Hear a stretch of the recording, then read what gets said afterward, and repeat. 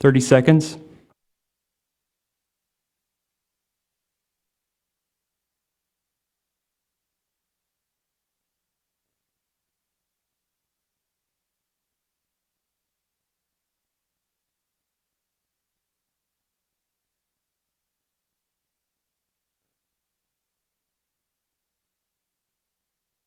Ten seconds.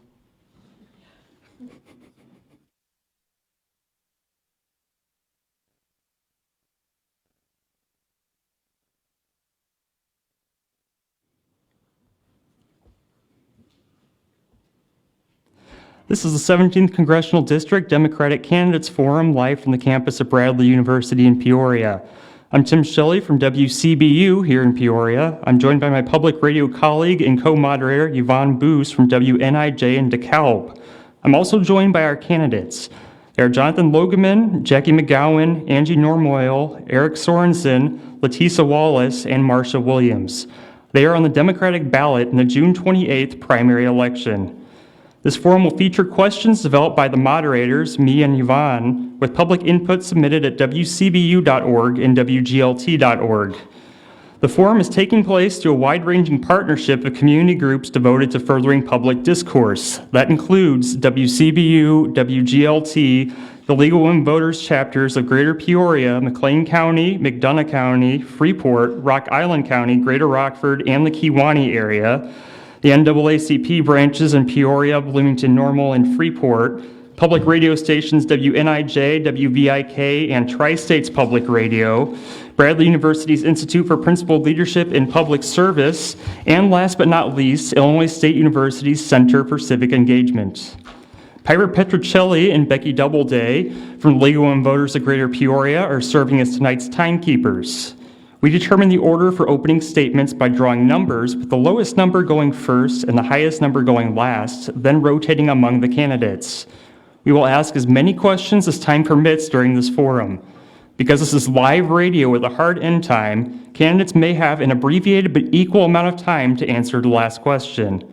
That brings us to our 1-minute opening statement, starting with Ms. McGowan. Thank you, and thank you guys for hosting this, and thanks everyone for being here and being involved in local and now federal politics. It's very important. Just a quick show of hands. How many of you want to see this seat stay blue? Me too, and this is a really important race to pay attention to. Like I said, my name is Jackie McGowan, and just to, let you know a little bit about me. I'll tell you about my past, my present, my future.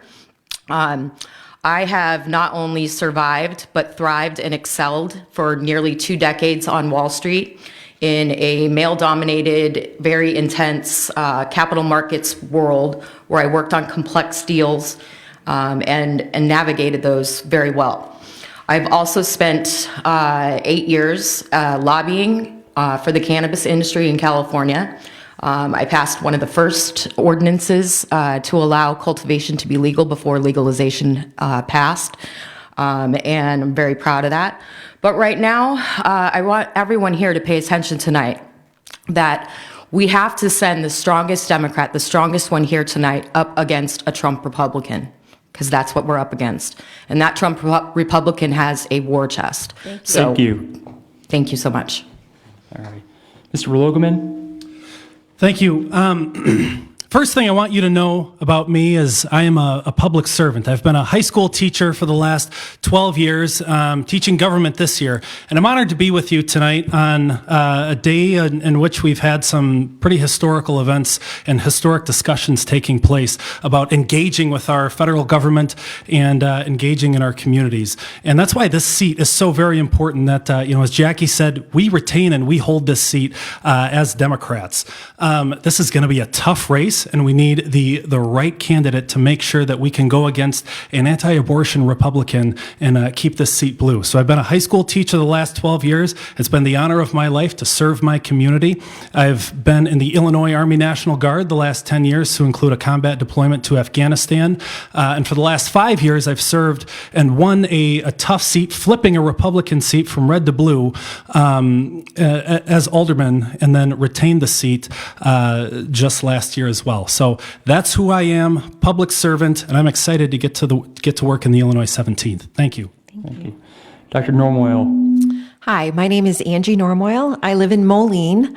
I grew up north of Rockford, and my husband Don and I have raised our 3 kids in the Quad Cities. I'm an educator. I teach at Augustana College, and I've done that for over 20 years. And when I wasn't busy either teaching or raising my kids, I've been busy in my community. Served on the PTA, I've served on the school board. I'm currently a Rock Island County board member. And since I've entered this race in October, I've been traveling the district. And what I've learned after talking to scores of people across the district is that people want leaders who can stop the bickering in Washington and map out a strategy for moving us forward. People want schools that support our kids and our teachers and that have the resources they need to nurture them. And finally, people want leaders who will stand up to the lobbyists and the big businesses that are shortchanging our small businesses and our communities. And I'm the candidate who can get that done. I'll work to end bickering, I'll support our students, and I'll fight for policies that benefit our communities. Thank you. Thank you. Mr. Sorensen. It's great to be back in a room together again, first and foremost, and thanks for putting this on tonight and having us speak. My name is Eric Sorensen, and for 20 years, I've been the meteorologist right here in this district, spending 11 years as the chief meteorologist in Rockford at NBC and 8 years as the senior meteorologist in the Quad Cities. And I was welcomed into people's living rooms, even though I was a little bit different. I was the gay meteorologist who was on television. And let me tell you, this is a great, great place because I have felt nothing but support. But being a meteorologist was always about telling the truth. Not saying that I got the weather right every time, but I told the truth. And I led people in the right direction during times when it was dangerous. And that's what I'll do in Congress. We need someone that will go to Congress with the foundation of science, but be able to communicate it and communicate it across the partisan divide. So I look forward to talking with you all a little bit more as we go through the evening, and thanks for being here. Thank you. Dr. Wallace. Good evening. I'm Litesa Wallace. It is a pleasure to be before everyone here today in the studio, if you will, and on Facebook Live. I am a former state legislator, having served 3 terms in the Illinois House of Representatives. And I'm so grateful for the fact that I was there when the state of Illinois repealed the trigger language and rescinded the Hyde language, which now protects the women of Illinois from Roe v. Wade being reversed. I look forward to being able to continue to work on such things as criminal justice reform, economic justice, environmental justice, and so much more. After leaving the House, I helped the city of Rockford address its housing issues, energy affordability, and I also went on to help end energy poverty in a particular community here in our state, and to push for measures for greenhouse gas reduction in the state of Illinois. I look forward to fighting climate change, making sure that we have paid family leave, and so many things that let Illinois families thrive. Ms. Williams. Well, thank you for hosting this today, and thank you for everybody coming today. I'm Marsha Williams. I work at a trucking company. I help people that are low income or unemployed get job training assistance and out of poverty. I've helped also for individuals who are formerly incarcerated. We partnered with several different nonprofits and partnered with different state grants and federal grants programs to be able to help those individuals get their training paid for. Over the last 4 years,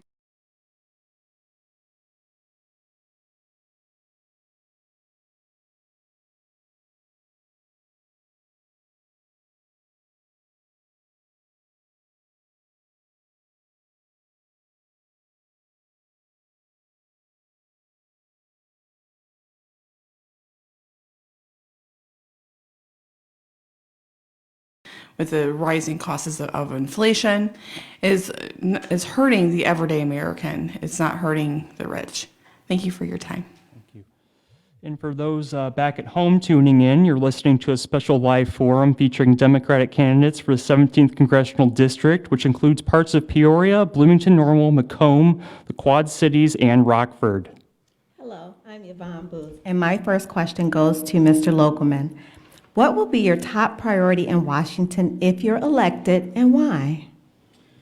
Yeah, I'll give you a couple. I think, of top of mind is, making sure that we can defend our democracy. I think we saw on January 6th, those awful events of January 6th and ensuring that we've got, the right candidates, even at the local level, to make sure that we can protect the freedoms, right? The freedoms and the values that we hold dear as Americans. So making sure that we strengthen democracy through voting rights is, I think, imperative. One other thing that I'll tell you is that really motivates me is workforce development and that job training. I've worked in it for the last 12 years as a teacher, being a business, economics, government, and college and career readiness educator, and making sure that we match the skills that are needed in our communities that we just mentioned all across this great district to the skills that we're teaching our youth, and making sure that we've got an economy that works for all the people that live in our district and in our country. It's not enough that we have an economy that works for a few. If we've got a burning economy, but people are getting left behind, that does not work for the vast majority of Americans. And, we need to do something about that, matching up skills to the skills that are needed within the jobs in our communities. That's something that I think will really move our communities forward. Thank you very much. Dr. Normoyle, what will be your top priority in Washington if you're elected, and why? My top priority would be the infrastructure investment in our communities, because it touches the other things that I'm passionate about. It touches our schools. It touches development in our communities and our small businesses. Because I've served on my county board, I have seen the difference that when we invest in our communities, the benefits that we get back from that. Up in the Quad Cities, we just opened a beautiful $1 billion bridge, and I invite you all to come and drive across it. It's very exciting. But serving on the county board, I've also learned how important all of those other small bridges that go across the culverts and the creeks and the drainage areas are, because when those bridges and roads aren't in good repair, it takes longer for our kids to get to school. It's a much longer drive to get to work. And so when we invest in those types of projects, not only do we make life better for the folks that live in our community, but we are also keeping good union, high-paying jobs right in our community. We're happy in Rock Island County. We use PLAs. We make sure that we are following those best practices. Our projects come in under budget. And again, that is what builds strong community. And so I would be dedicated to bringing those types of investments home. Thank you so much. Mr. Sorensen, what will be your top priority in Washington if you're elected, and why? We need to make sure that the solutions to climate change come right back here to the 17th Congressional District. And we have to understand that climate affects us all. I was one of the very first meteorologists in the country to talk about climate change on television 15 years ago in Rockford. And what was interesting as I communicated this science, I heard back from the viewers. But surprisingly, I heard back from the conservative viewers that said, thank you for talking about this and helping us understand. It was the conservative voters that were so important because they were the ones that already trusted me for the information that I could provide to them. And just recently, I met a woman her name was Barbara. She was at the Aldi in Rock Island, and she just stopped when she got to the produce. And she goes, how are we supposed to afford this? We have to understand it's not just the supply chain, it's not just inflation, but climate is causing our food prices to go up. We need to make sure that the solutions come right back here at home, and that means investing in good green jobs.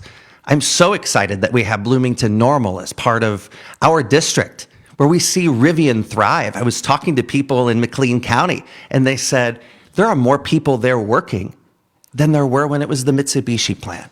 And we need to make sure the incentive is there for big employers like Caterpillar, John Deere and Company, and Stellantis just outside of Rockford to build these green jobs, and these are good green union jobs of the future. Thank you so much.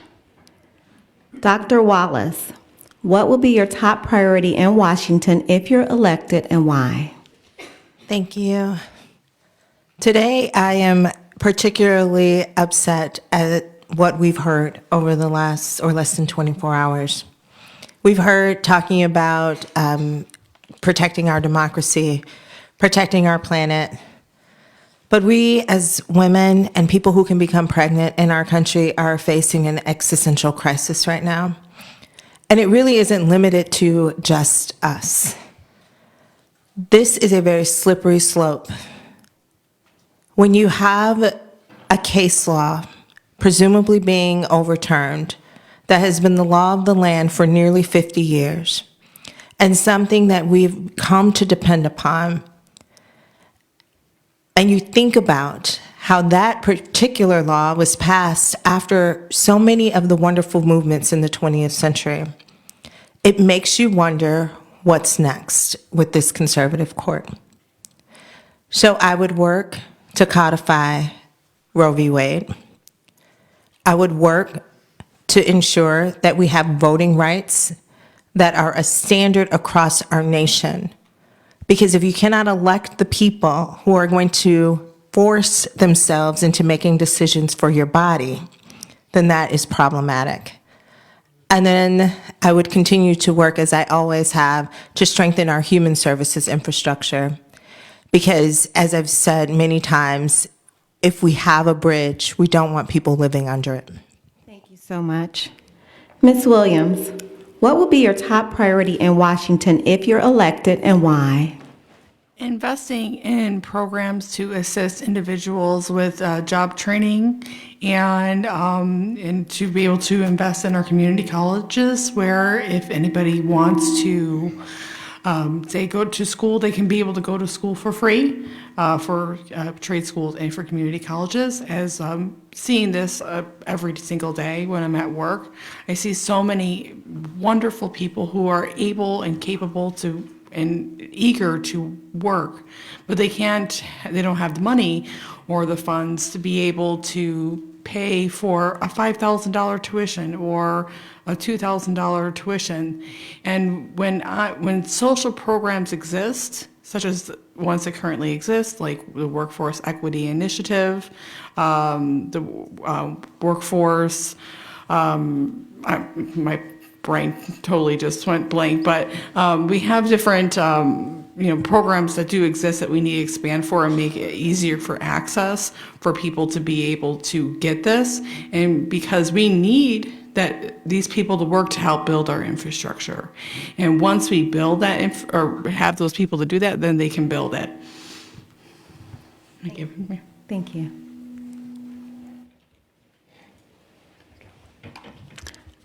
All right, Ms. McGowan, what will be your top priority in Washington if you're elected, and why? Thank you. I don't know about anybody in this room, but when I found out that Ruth Bader Ginsburg died, I was sitting in a law firm around a big table with a lot of lawyers and clients, and the news broke, and I had to excuse myself, and I went to the bathroom, and I got down on my knees, and I cried. And I cried because I knew her death meant that they were coming for our reproductive rights. I knew exactly what it meant. I also cried because I knew that the Republicans were celebrating and probably throwing a party over her death, which made me even more sick. That woman did so much for women's rights in this country. And my heart was broken, and here we are. Roe v. Wade is, about to be overturned. That's what it's looking like. And every single state that borders Illinois is rolling back women's reproductive rights if they haven't already. So Illinois is sort of a safe haven.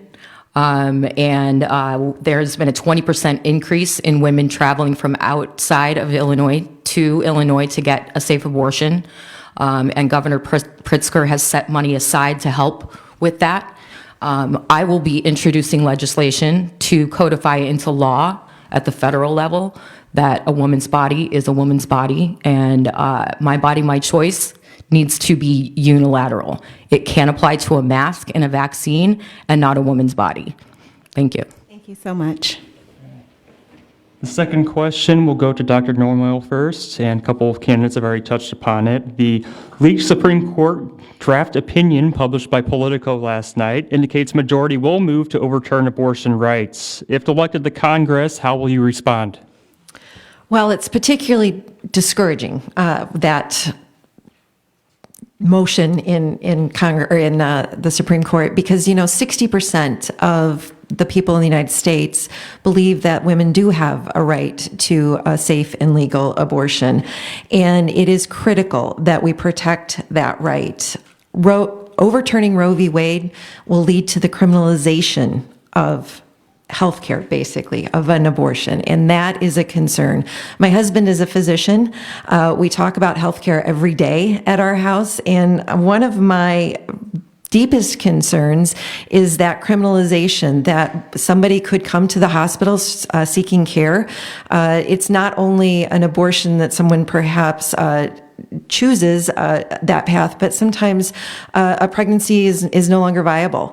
And I am very concerned about the notion that our healthcare will be delivered by a legislative fiat, because I think that will be incredibly dangerous to people. Women will die as a result of this. And so, like other people on this panel, I think it is critical that we work to codify the safe and legal potential for everyone to choose the right path for them. And if that includes abortion, that should be their choice.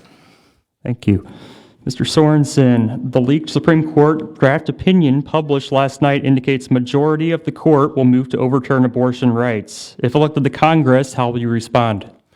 Well, we have to call this out for what it is. It is a direct attack on women. And women need all of the allies that they can get. A right to abortion is health care. The Republicans should not be allowed to take that away. And I will stand firmly and support of a woman's right to choose what is best for her health care. I think this opens up a broader topic for what Republicans are willing to do with our rights. We have to stand up, not just as Democrats, but as people willing to fight for our rights, because this is a direct assault on those. And I'm scared to think about what's next.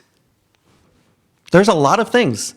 If you read what Justice Alito put in the transcript, that makes me worry for what that means for transgender rights, what that means for the health care of transgender individuals, what it means for my rights as an ability to have marriage equality. So this is a huge fight that will be on our hands. But as an ally to all women, I will always stand up strong for them. Thank you. Dr. Wallace, the Supreme Court draft opinion published indicates majority will move to overturn abortion rights. If elected to Congress, how would you respond? By continuing the work that I've already done in the state of Illinois, making this state not only a safe haven, but a fortress where access to reproductive health care is concerned.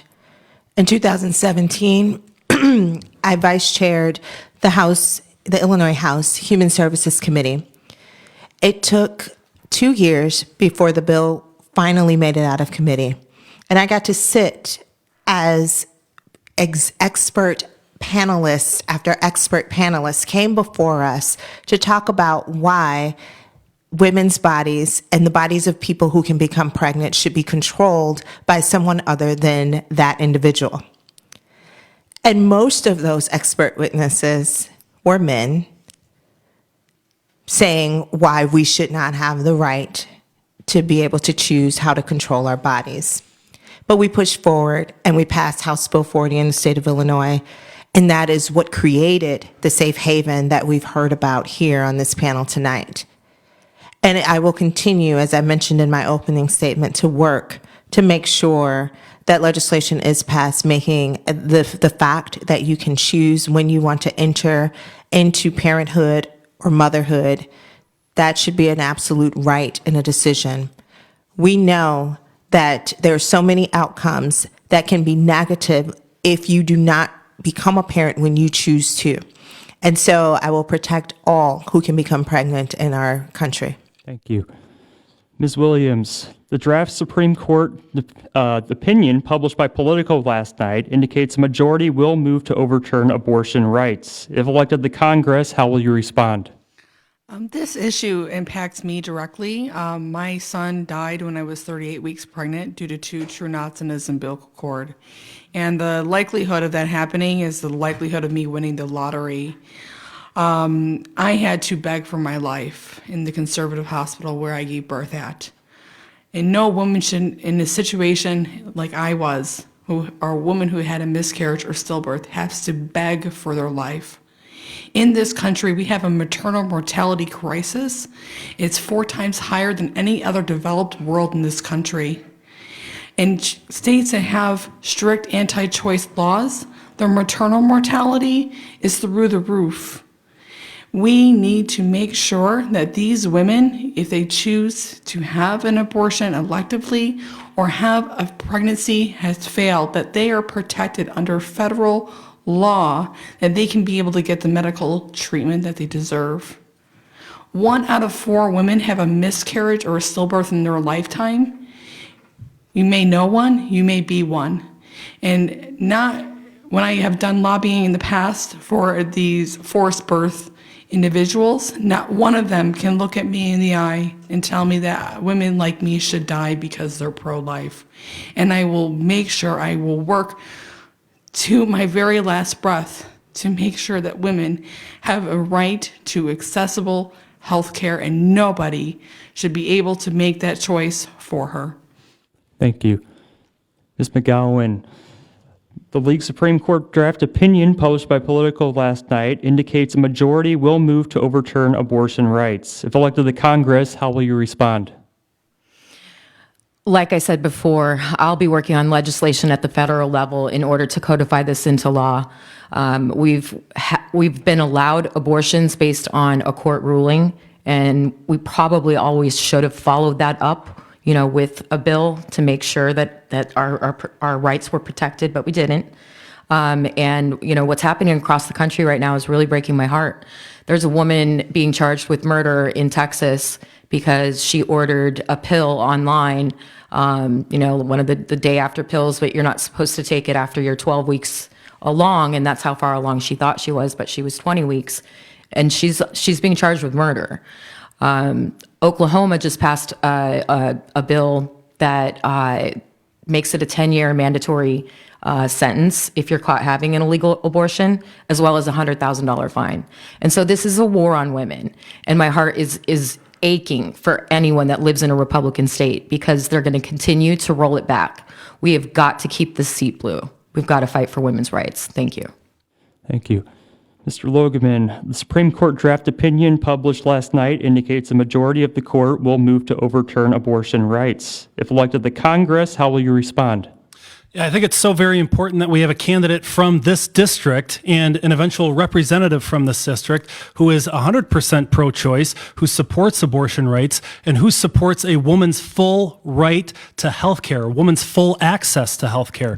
Last night when I got home from City Council, we heard the news break, and I was having a conversation with my wife on what this portends for our American future. And we were talking about a conversation that I had with my own mother, who's 63 years old.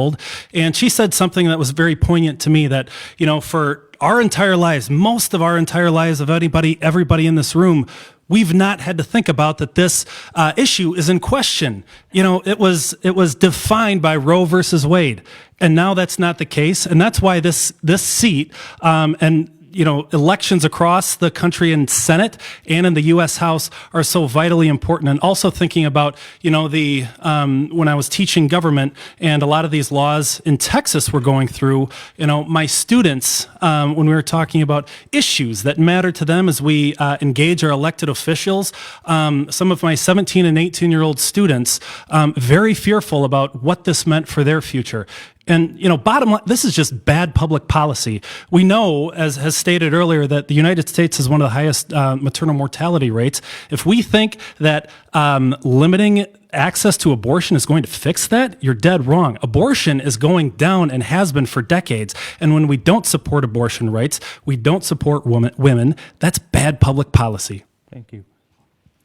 Okay, Mr. Sorensen, what do you think of our approach to Russia's war in Ukraine? What, if anything, would you do differently? This is a very complex issue. It should be on the front of our minds. When I look at what's going on in Ukraine, I see this as a direct assault on democracy, on a nation. I look at the geography of Ukraine, and I see something very similar to Western Illinois. I see the breadbasket of Europe. And so now I look to back here at home, and I see the farmers as they're getting out there and they're planting. Their job is that much more important today. One thing that I look at, and I don't think that President Biden gets enough credit for staving off perhaps a World War III, for creating a coalition of countries across the world to stand up and say that this is wrong and that Russia is wrong to do this. But then finally, I look at all of the children. I look at the rebuilding of cities that's going to need to happen.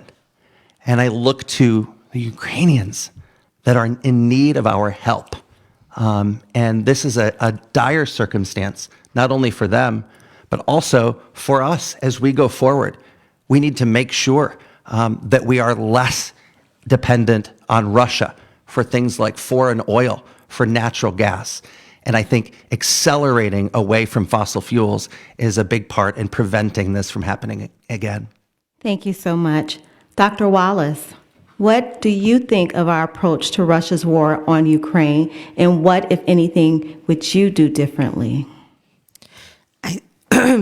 I am very appreciative of the measures that were just laid out that the current administration has taken to make sure that we do not enter into an all-out European war or a third world war. And what has been done and what is being done to hopefully prevent us from entering into a place of nuclear destruction. I think that this particular conflict and so many things happening across the world are showing us that we are so interconnected to our global neighbors and global partners, and we have to do so much more to make sure that we are being able to sustain ourselves and be able to give relief to others. We just briefly heard about the energy dependence that occurs. We've got to move away from that. We have opportunities to do that.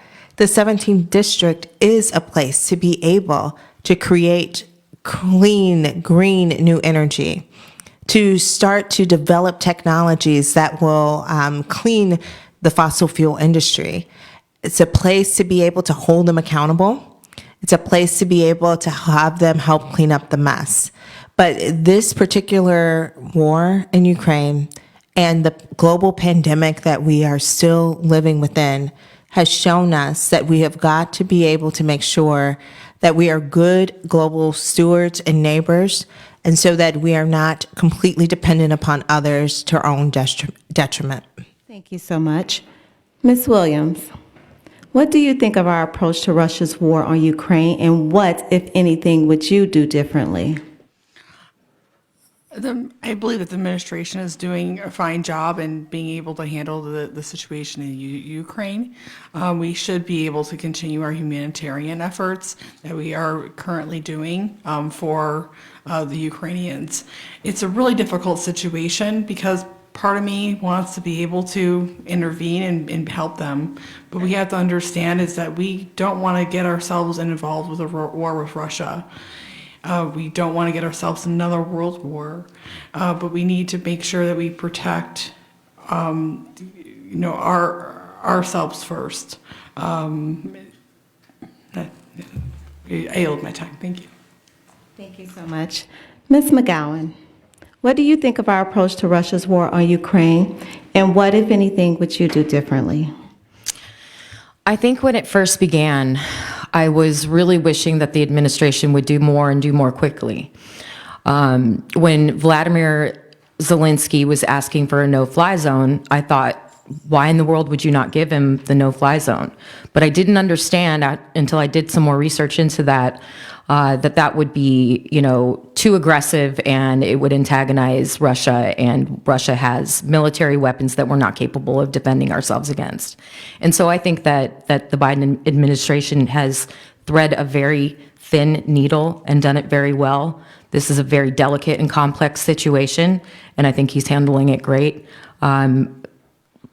I don't think I would do anything different. And, I'm really grateful to see such a true leader in Zelensky. He's been very inspiring.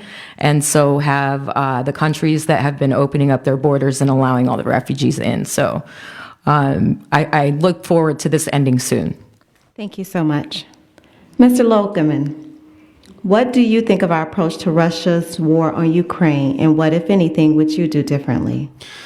I think, first of all, we need to state that Vladimir Putin is a global menace across our entire world, from meddling in American elections to the destruction that he's wrought in Ukraine.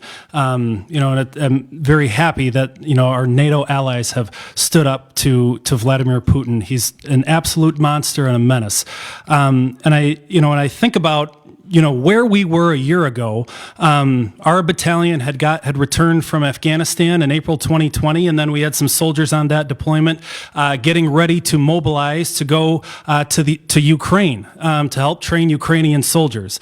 And so we thought, I did not participate in that deployment, but thinking that would be kind of an easy deployment, right? Those soldiers just got back from Ukraine about a year ago, and after all that training, and training Ukrainian soldiers to understand where we're at today, right now. So, I think it's important that we continue to even step up our energy assistance, to countries like Germany, so they are not dependent on that Russian oil, and those are the funds that Vladimir Putin is using to continue to destroy Ukraine. And it's very heartening to understand the NATO alliance and the strength behind that alliance. And finally, one thing that really struck with me, one Ukrainian woman, she said, "What part of your country would you give up?" It is very motivating to see the Ukrainian people rising up against tyranny, against Vladimir Putin. Thank you so much. Dr. Normoyle, what do you think of our approach to Russia's war on Ukraine, and what, if anything, would you do differently?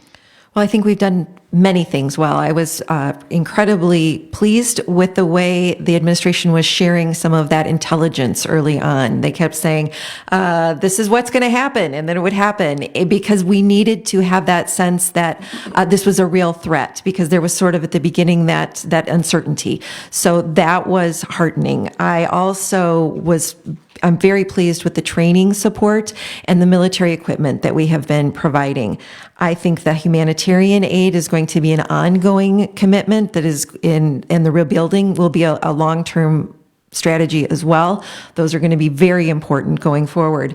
But I do think over the last 40 or 50 years that we have, as a country, have become complacent in thinking that perhaps our trade partners were not all that bad, that it was a fair trade-off, that the world was too interconnected and these kinds of things couldn't happen. And I think we need to reevaluate the way we view the rest of the world. We need to be very intentional about who we are investing in, who we are sharing our resources with, and who we are friends with. And we have an opportunity to make choices. Jonathan mentioned, providing energy security to Europe. So yes, we should be doing that. We should also be looking at our opportunities to bring home some of the critical manufacturing and supply pieces, because we have seen that we need to be responsible. Thank you. And this next question goes to Dr. Wallace first. Americans are concerned about inflation. Is there something the federal government should be doing? Well, I think we just talked about some of the driving factors in that inflation. We've had issues with supply chain throughout this entire pandemic. We also should be getting to a point where not only are we more sustainable as a country, but states and particularly the 17th District needs to be making sure that it is connecting what we're seeing in some parts of the district around energy and food, and that will help to drive down some of the prices. What we see in terms of the produce that is extremely high, or the gallons of milk that I remember being $1 that no longer are, we see that we need to be investing in our farms. We need to be investing in our supply chain. And in terms of energy, we need to be able to invest in the cleaner energies that can exist here. I remember in my earlier time in the Illinois House and the Renewable Energies Committee, we were talking quite a bit about ethanol, and then it just quietly went away. Well, now we're really starting to examine how the 17th District particularly can be a hub for that. We're also, as a state, 14th in the nation in our potential for renewable natural gas. So having opportunities there, that will cut some of the prices that we're seeing at the pump, and will also cut down some of the carbon footprint of the transition of food if we address energy and food together. Thank you. Ms. Williams, Americans are concerned about inflation. Is there something the federal government should be doing? I believe the core issue due to the inflation is corporate greed. Currently, right now, we see our gas prices has skyrocketed after the Ukrainian issue. And we only get 7% of our fuel or our oil from Russia. So and we have a lot of reserves already. So there's a reason why the gas prices are going up, but it's not due to the fault of our others. Right now, in the last quarter, big oil had over billions and billions of dollars of net profits over the backs of working families. And this is what's going on with food, with housing, with so many other things. We need to start holding these corporations accountable for their greed. That's number one.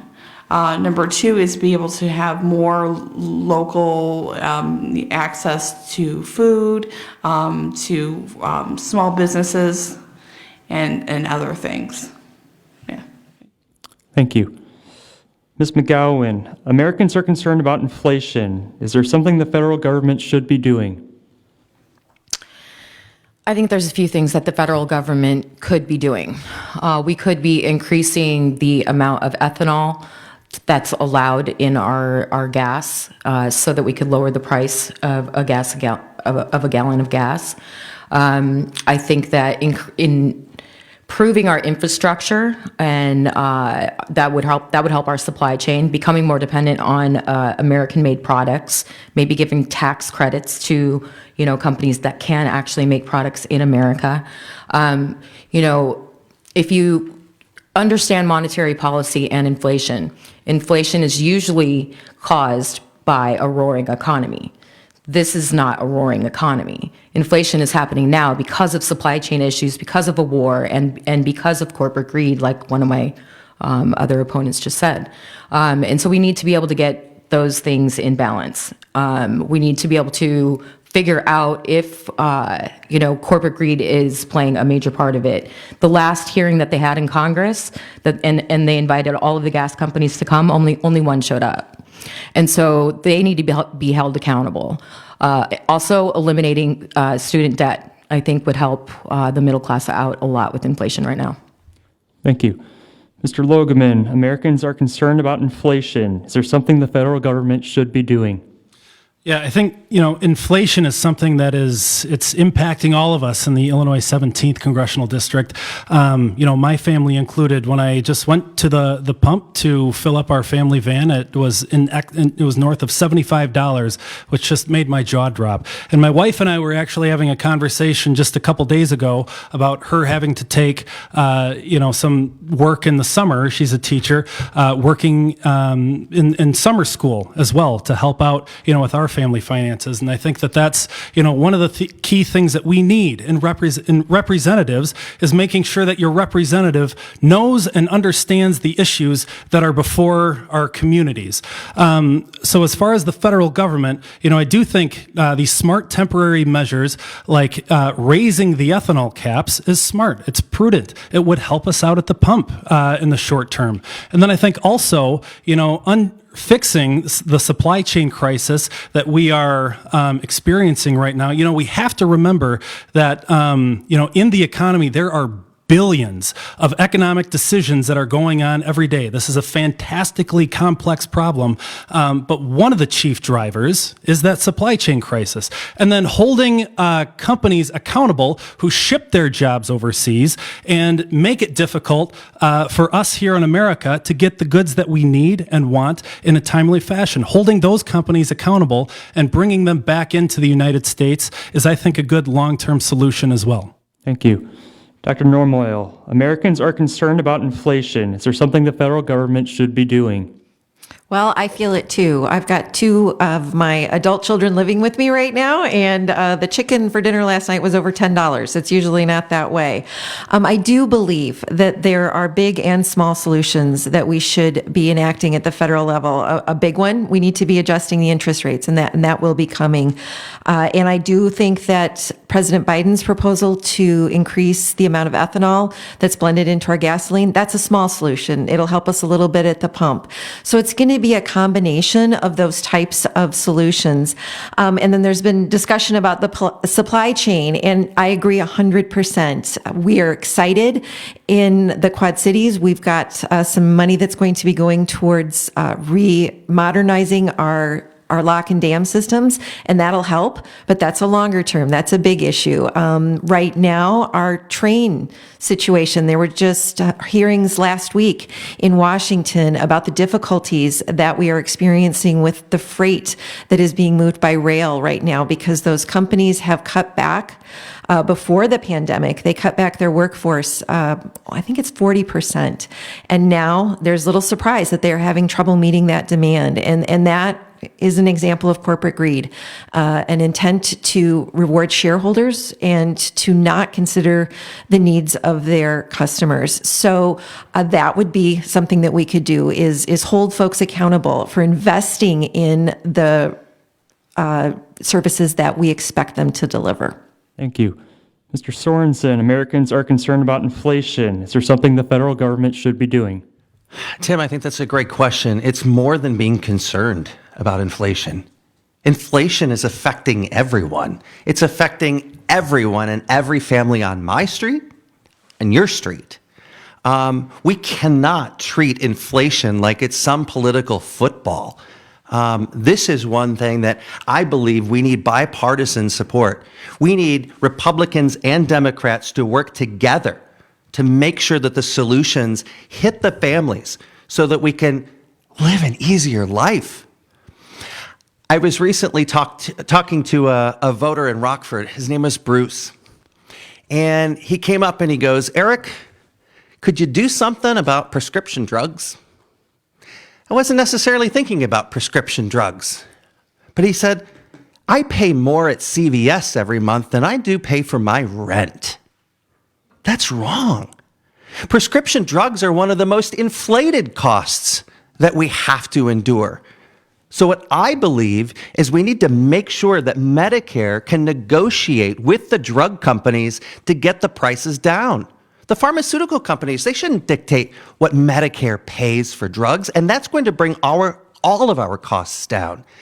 And that's something that's immediate, and that's something that I will do as soon as I'm in Congress to focus on that, to make sure that there's a solution to Bruce and everybody else, not only Bruce in Rockford, but everybody else on my street and yours too. Thank you. You're listening to a special live forum on WCBU Peoria and WGLT Normal, featuring the Democratic candidates for the 17th Congressional District, which includes parts of Peoria, Bloomington, Normal, Macomb, the Quad Cities, and Rockford. Ms. Williams, this next question goes to you, and this is a question from a 17th District resident. According to a 2021 report, the Social Security program's cash reserves will be fully depleted by 2034, meaning benefits will be reduced unless people pay more into the system. How would you address this? I do remember they've been talking about this for 20 years, saying that it's going to happen in the next couple of years, and we still are waiting for that to happen.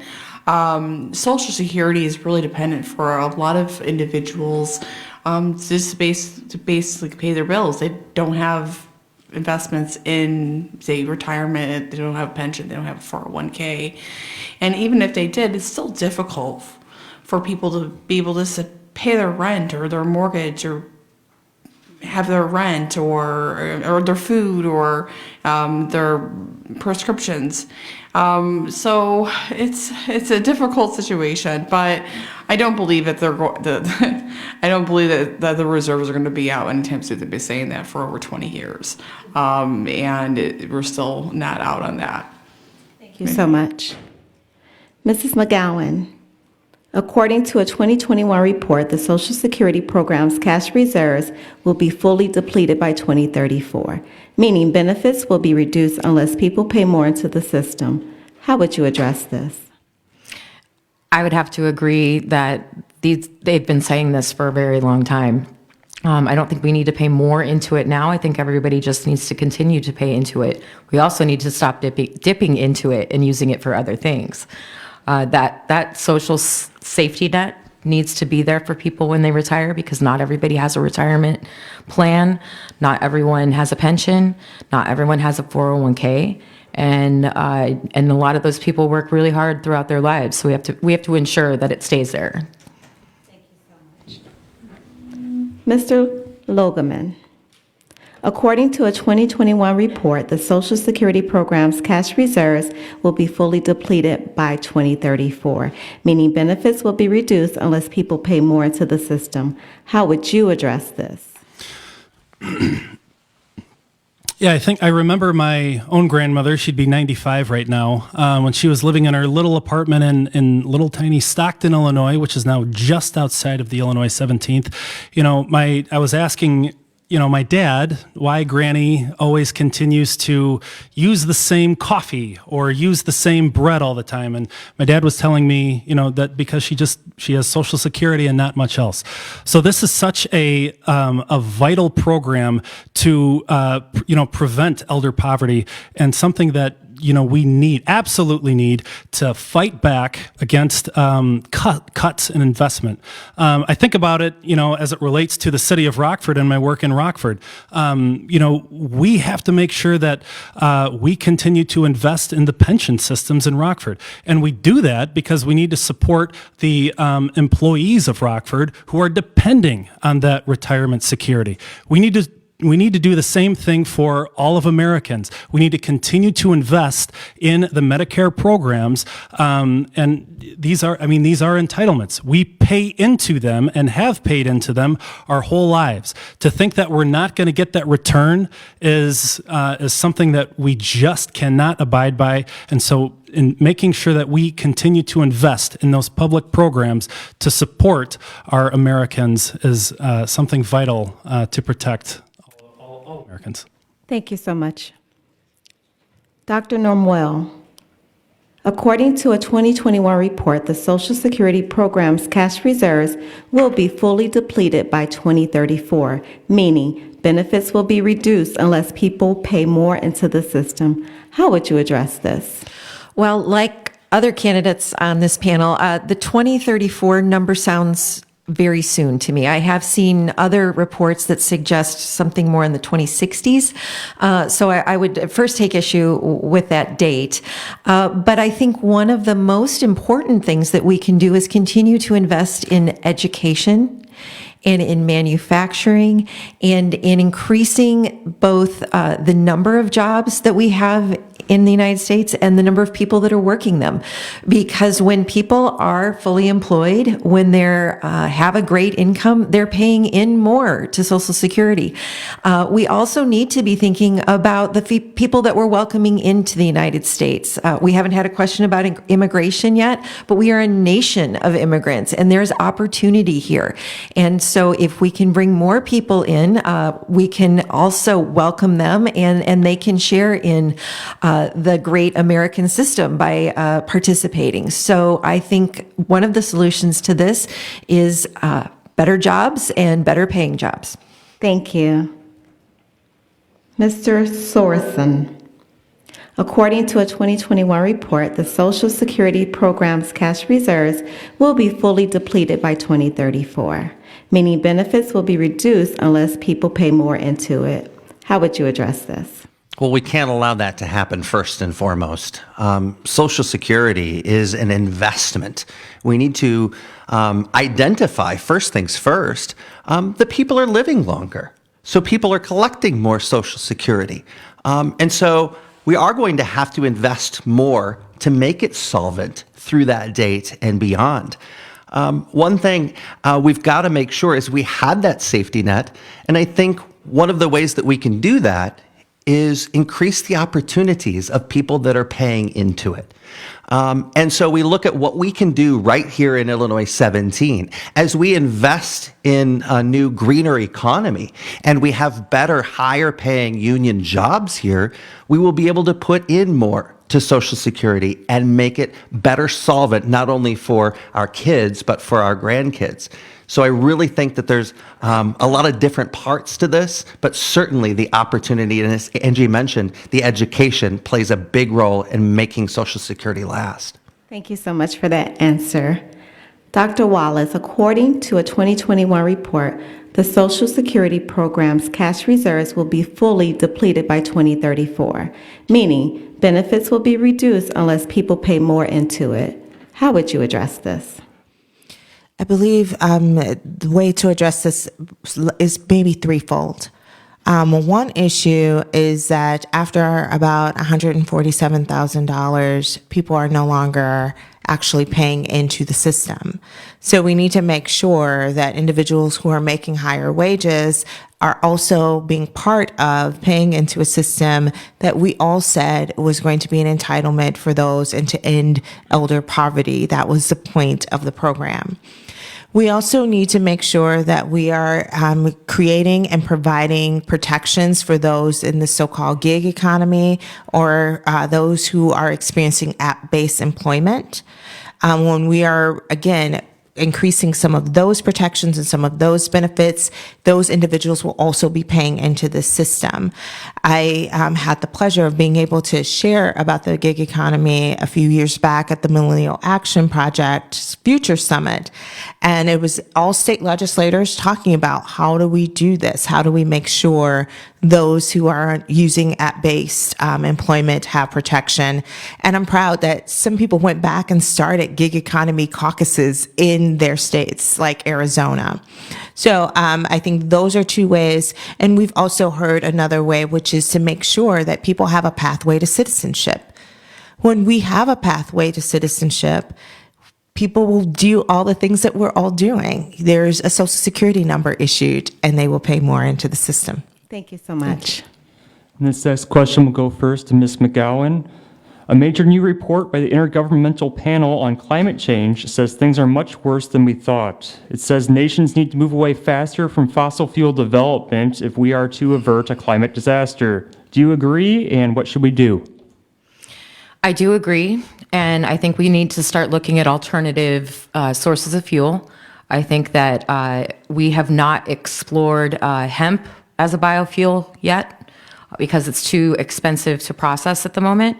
But now that the Farm Bill has passed and that's a legal crop, we should be subsidizing companies to invest in the type of technology that we need to start to bring that industry into alternative energy field. the same thing about ethanol. Like if we were increasing ethanol and increasing the percentage, that would lower the price of gas. And then we need, sustainable business models. But to ask this country to do an about face right now and go buy electric vehicles and solar panels, it's not possible, right? Like climate change is going to be solved, but it's not going to be anything we can do overnight or with a Band-Aid. And it's going to have to take a multi-decade strategy in order to see it through. Thank you. A major new climate report says things are worse than we thought. It says nations need to move away faster from fossil fuel development. Do you agree, Mr. Logemann, and what should we do? I think climate change is something that we can tackle, and sooner rather than later when we think about the impact that it portends for our future and all of our kids. I have 3 little kids, and thinking about the world in which I want them to grow up in, I want them to live in the same world that I grew up in and enjoy nature the way I enjoyed nature. So I think we can make those investments into clean energy, make those investments into nuclear energy, and since I've been on city council in the city of Rockford, working to support solar energy across the city of Rockford. And then one of the things that I love seeing, and this is the interesting thinking that I think we really need more of across this district and across this nation, is the Stellantis plant, more colloquially known as the Chrysler plant in Belvedere. The writing was on the wall that we had a lot of those jobs were going to go down to those good union UAW jobs going to go down to Mexico. So our state delegation, what they did is create some tax incentives to keep that plant open and to turn that plant into making electric vehicles. So that's a way that we can not kind of fuse creating a good green energy future for our communities with supporting our climate with good policies, so all of our children can enjoy the world that we have enjoyed. Thank you. Ms. Normoyle. A major new report says that we are closer to a climate disaster than we thought, and we need to move away from fossil fuel development to avert it. Do you agree, and what should we do? I do agree. We need to overcome this feeling of climate silence in some ways. It's not often a conversation that's easy to have, because sometimes it feels overwhelming and it feels like, well, what can we do? And I think we need to be focused on 3 areas. We need to be thinking about how can we mitigate some of the impact of the climate change? How can we adapt to the changes that are coming? And then how can we reduce those greenhouse gases so that we can prevent the longer term implications? And there's different ways to do that. We've discussed here the green jobs that we should be developing. And this area is well suited to that. We have the manufacturing capacity. We've got universities across the district, and I would love to partner those universities with entrepreneurs to come up with creative solutions to the climate crisis, better green technology, more jobs, bring all of that right here to our district so that we can be an innovation hub. We've got exciting projects happening in Galesburg. There's a great solar plant, or a great solar project going in. I drive by a lot of windmills, much like the inflation question. It's going to be a combination of big things and small things, but we can do it. It's just going to take a lot of innovation and a lot of creative thinking. Thank you. Mr. Sorensen, a major new report says we are closer to a climate disaster than we thought. Do you agree, and what should we do about it? Absolutely. Being the meteorologist sitting up here, and perhaps being the first meteorologist in Congress in nearly 50 years, this is important. This is not the polar bears. This is long beyond the polar bears. This affects everyone in this room, in this district, in this country, in the world. We have to understand that climate and climate change specifically is an equity issue. The richest countries on the world are causing this to happen, and the poorest places are having to pay for it today. We need to make sure that people who are of modest income can afford the electric vehicle. I believe that we need the incentives there. We need to incentivize our companies like Deere & Company and Caterpillar to build the renewable earth movers of the future. And finally, we need to be able to talk to one another about climate. This is not a political issue. When we were getting our petition signed, I talked with a gentleman in Kewanee, and he looked down at my clipboard, and I said, I'm Eric Sorensen, I'm the weather guy running for Congress. And he said, oh, I can't sign that, I'm a Republican. And I said, that's okay. I said, what do you do for a living? He said, I'm a farmer. You've got to see how the weather, we get 4 inches of rain and then it doesn't rain for 20 days. You've got to see this. And he goes, yeah, it's really hard to deny that the climate's changing, but I just don't know what to do about it. And I said, well, that will be my job. If you send me to Congress, I will bring the answers right back home to you in Kewanee, to the Republican in our district. Thank you. Dr. Wallace, a major new climate report says things are much worse than we thought. To avert a climate disaster, it says we need to curb fossil fuel development. Do you agree, and what should we do? I agree. And I spent the last 2 years prior to running for Congress as a progressive former legislator working for, oh no, a gas company. And they hired me because they knew I could go into spaces and into rooms to have the policy discussions that needed to occur, which is to hold them accountable and responsible. Accountable for cleaning up the environment with their money and their technology. Responsible for cleaning up the environment with their money and their technology. And to that end, I worked with members in the Illinois General Assembly to put forth measures for renewable natural gas in the state of Illinois, for a greenhouse gas reduction plan that would impact all of the major gas utilities in our state. And it was a very interesting place to be when you are the individual who people said probably shouldn't be having the conversation, but because you had a record of being an environmentalist as a legislator, people wanted you to be in the room helping to create those solutions. So I would continue along with some of those measures. I think that the RNG piece that I talked about is capturing the methane, which is 25 times more potent than CO2. So allowing the companies that have caused these issues to clean up those issues is what I will continue to work toward in Congress. Thank you. Ms. Williams, a major new climate report says things are worse than we thought, and we need to move away from fossil fuel development to avert a climate disaster. Do you agree, and what should we do? We can go outside and agree that something is not right with our climate. Anybody that says that there's nothing wrong, it's just the weather, clearly does not go outside very often. And I feel bad for them. But there's federal and now in Illinois, state tax programs that are able to incentivize people to be able to switch to solar on their homes or electric vehicles, which are amazing programs, makes it more affordable for the everyday American. The nuclear energy is something that we also need to look into.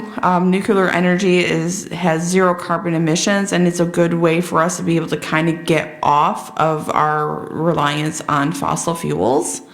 Back to the tax incentives for the homeowners, we need to make sure that anybody that's a renter or say renting into an apartment, then those landlords can get those tax incentives to be able to benefit those people that live into an apartment. And then same thing with the rural areas. I'm actually driving around the rural areas, and I recommend anybody who wants to take a trip from Peoria to Rockford to do that on I call the scenic route, the back roads, and you will be able to see hundreds and hundreds of solar farms that are currently existing in our district, and we can be able to concurrently expand that so we can be 100% off of fossil fuels in a period of 10 to 20 years. Thank you. Mr. Logemann, the Biden administration is reportedly taking a closer look at taking executive action to forgive at least some student debt. Do you believe the president should forgive some or all student debt, and why or why not? Yeah. I think, the statistic that's out there right now is nearly, 57% of student debt is held by, people pursuing a law degree or an MBA or a doctor, an MD. So we have to be precise about, whose student debt that we are forgiving. Moving forward, I think it is imperative and important that, some students who have gone to school who didn't graduate, those are the types of folks that really need the relief the most. And when you think about how that could free up resources personally for these types of people, and contributing those dollars not toward banks, but putting them back into our local economy. Those are the types of folks that really need to have some type of student debt forgiveness being looked at. And then I think also, strengthening public service loan forgiveness programs, where you go into public service, you pay a lot of money to go to college. And we have to make sure that if you go into those public service types of jobs, that you're going to be able to be supported by your government. Thank you so much. Dr. Normoyle, the Biden administration is reportedly taking a closer look at taking executive action to forgive at least some student debt. Do you believe the president should forgive some or all student debt? Why or why not? Well, I agree with Jonathan about definitions and how important those are. And so I would say I agree with forgiving some student debt. And as you pointed out, there's some of that debt is for people that were not able to finish a degree, or we've also had a difficulty in this country with unscrupulous colleges that have pursued people that they knew could not be successful because the degrees that they were offering weren't really applicable. So anybody who's been taken advantage of that situation, we should definitely be forgiving that. And the other issue that Jonathan also mentioned was public service. And right now, a lot of those folks that are teaching, serving in areas of need, they qualify for student loan forgiveness. But unfortunately, we have outsourced the administration of those programs to for-profit organizations that are motivated to deny folks what they have earned and their right in that. And so I would be very eager to bring those administrative roles right back into government, where we don't have an incentive to deny people their benefits. Another area that we could be very effective in is fixing the Pell Grant. It needs to be increased, and that would help us prevent people from taking on student debt going into the future. Thank you. Mr. Sorensen, the Biden administration is reportedly taking a closer look at taking executive action to forgive at least some student debt. Do you believe the president should forgive some or all student debt? Why or why not? I think this is an incredibly complex issue. We have to look at what the cause of the problem is. It's predatory interest rates. The interest rates that people pay after their education are going to make the bankers rich. That's not helping the situation. We have to make sure that the interest rates are kept in check. And also, we need to do something, because we need to make sure that our kids are looking to places of higher learning, like Bradley, or like a trade school. But we have too many kids today that are coming up through our education system, and they're saying, you know what, I think I'll forego that. I don't want to go into debt to learn more. And right now we have to identify, we have a shortage of workers. We have a teacher shortage. We have medical worker shortages. We need to make sure that we're incentivizing people to go into these parts of education. And I look at places like in Rockford, Peoria, and in Rock Island, where we are training medical personnel. We need to make sure that people who are in high school, they can go into that medical career field without going into debt. Thank you. Dr. Wallace, the Biden administration is reportedly taking a closer look at taking executive action to forgive at least some student debt. Do you believe the president should forgive some or all student debt? Why or why not? Yes, I believe student debt should be forgiven. And the best way for student debt to not exist is for college to be affordable. There are measures around free community college. I believe that we tackled this issue as a society in the late 1900s, in the 19th century. I formerly taught in colleges of education in institutions in Illinois and in Wisconsin. So individuals have entered into the teaching profession and are creating tons of debt, being able to do so. But to my point about the 19th century, we knew that people needed some form of education that we called secondary education. And we made that free, public, and accessible to all. So I think that we should be addressing this issue simultaneously, making college affordable, having free community college, and parity with our four-year institutions in which the first 60 credit hours should be offered for free. And then as we start to look at the debt that already exists, we need to eliminate the interest. Individuals, the government, or banks should not be getting rich off of people's pursuit for higher education. And selfishly, as a mom who has a young man going into college in the fall and who's also paying off her student loans still, I'm all for the forgiveness. Thank you. Ms. Williams, the Biden administration is reportedly taking a closer look at taking executive action to forgive at least some student debt. Do you believe the president should forgive some or all student debt? Why or why not? I believe that he should erase all of it and we just start brand new clean slate. My grandmother actually went to junior college or community college, and she walked out with no student debt. That was back when we actually taxed the rich a lot more than what we do now. And we can definitely bring that back. When we were offered free college in college, our communities were able to be invested into and thrive.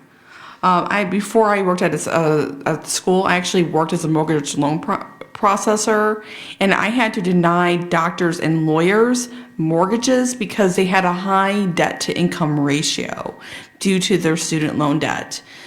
Myself, I actually recently purchased a vehicle. I have pretty good credit, and the reason why I had a higher APR is because I have a high revolving balance, and I asked them what it was, and they said my student loans. I actually started out with $40,000, and I'm over $100,000 in student loan debt due to the APR, and this is something that affects millions of individuals in this country.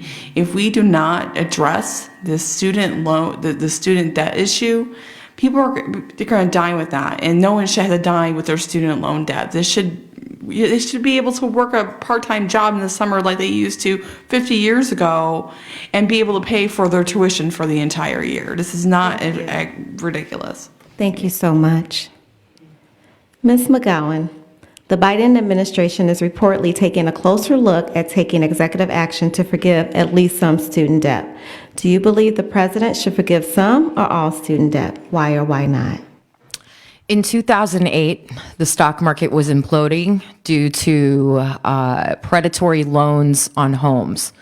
And those predatory loans on homes were then turned into assets, toxic assets, that were traded around the globe. And they convinced us that if we didn't bail the banks out, that life as we knew it would be over, that there would be a run on the banks, that there would be a run on food, that society was going to shut down if we didn't do it. We bailed them out, and the next year, Wall Street executives got record bonuses, okay? During this pandemic in 2020, we were all given PPP loans, and a lot of companies that didn't actually need that money took it and used it to buy back stock, okay? Yes, we need to forgive student loans.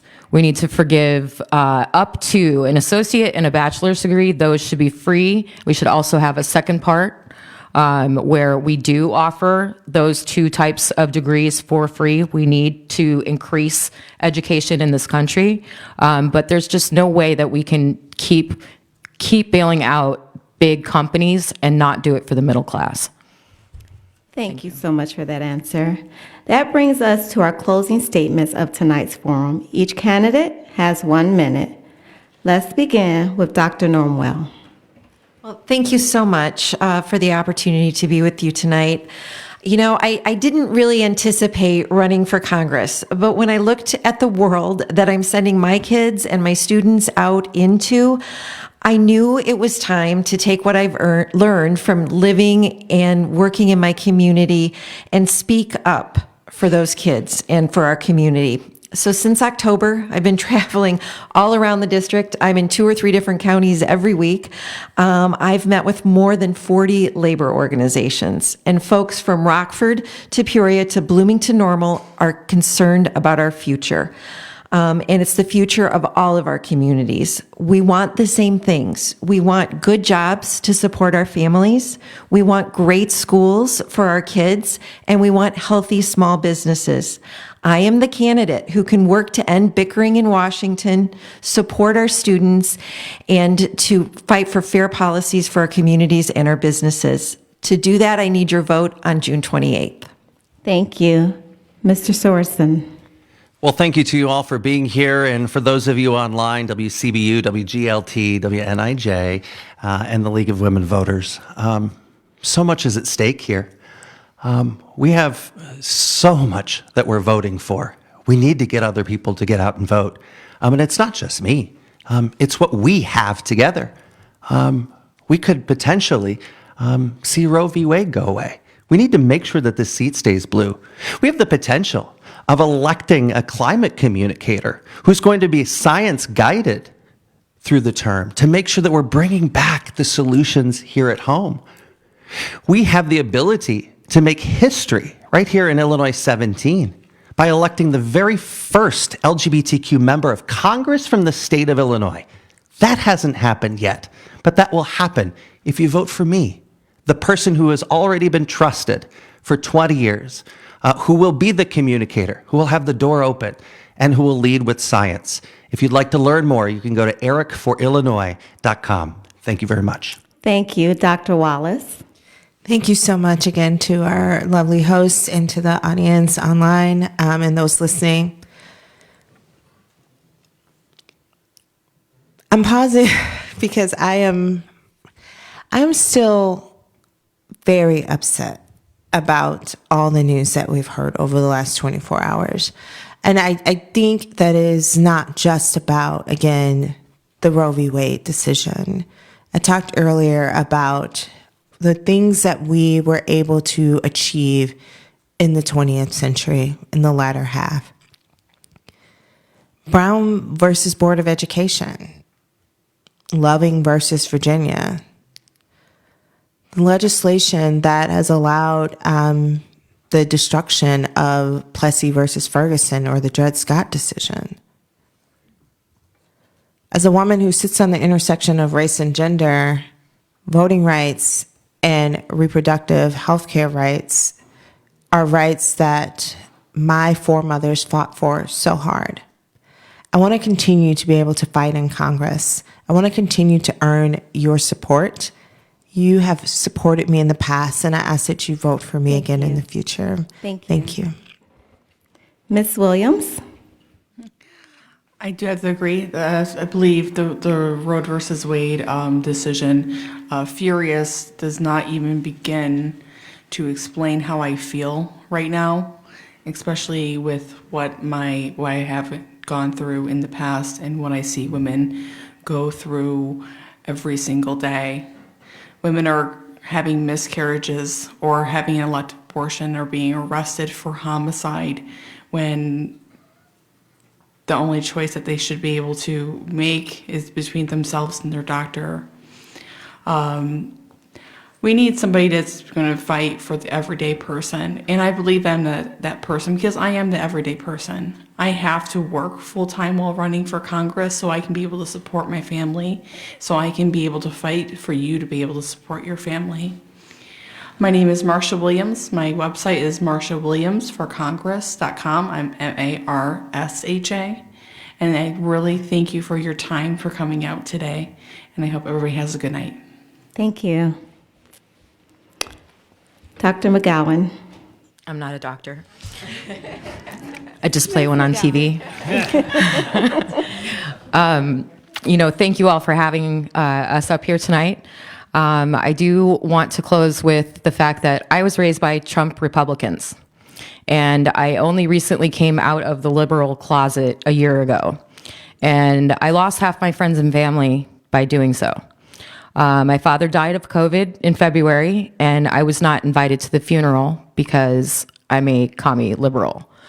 That's what he died hating more than anything else, on the planet.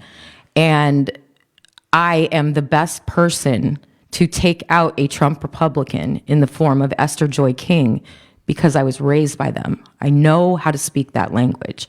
And that's how serious this seat is. If the seat is lost to a Trump Republican, everything we see going around, all the rights being rolled back, LGBTQIA+, those rights are being rolled back. Women's rights are being rolled back. Voting rights are being rolled back. Nothing is being done about the fact that unarmed black and brown people are being killed in the streets. That's how serious this race is. Vote for the strongest Democrat. Thank you. Thank you. Mr. Logemann. Thank you. I'm honored to be here in front of you and with colleagues and online tonight on this. It's a historic day in the news, and I share the shock and anger, and I think it really hits home again why this election is so very important and why our elections at the local, state, and federal level, especially coming up in November, are so very important. This is going to be a tough seat. And we need to make sure that a Democrat emerges from this seat. It's going to be, we're going to be fighting tooth and nail to hold on to this seat. And so myself, I'm, the only union member, the only veteran, only combat veteran in this race. And I'm so very honored to have the endorsement of the AFL-CIO. And I see that in there because I think people know that I'm going to fight for a fair economy and fight for our workers in creating a better economy and better system for us all. And people know that when you call Jonathan Logemann, you call them back. And I'll finish with the last forum we were at. My little girl, Eleanor, she said, "Dad, did you tell the folks that you wanted, or that I wanted to vote for you?" And I said, "No, so I got to do it this time. I want Eleanor's vote and I want your vote." Thank you. Thank you. And thank you to the Democratic candidates for participating in tonight's live 17th Congressional District Forum live from the campus of Bradley University.